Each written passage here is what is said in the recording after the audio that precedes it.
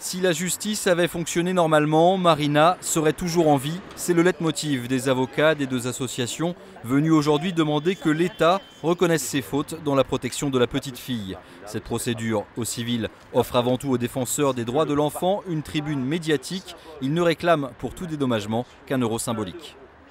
Cette valeur symbolique est essentielle. Car si la faute est reconnue, la faute lourde de l'État, eh bien nous pensons que les pouvoirs publics vont être alertés du problème de la maltraitance des enfants. Savez-vous qu'en France aujourd'hui, il y a 1 à 2 enfants qui meurent chaque jour. Devant la cour, l'avocate de l'État plaide la bonne foi des agents des services sociaux et du parquet. Même discours que celui entendu lors du procès d'assises. Il n'y avait, selon elle, aucun moyen de prouver les maltraitances dont était victime la petite fille. C'est tout juste si Marina n'aurait pas dû parler. On sait bien que les enfants ne parlent pas. Les enfants qui sont maltraités ne parlent pas.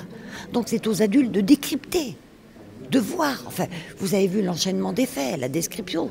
C'est pas possible qu'on n'ait pas mis très tôt à l'abri Marina de ses parents barbares. C'est pas possible. Il faut quand même à un moment donné qu'on ouvre les yeux et qu'on dise on est responsable pour éviter que d'autres choses se produisent.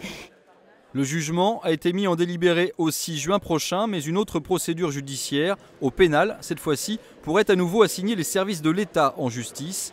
Les associations de défense des enfants avaient prévenu, elles ne se contenteront pas du procès des parents, elles veulent celui du système.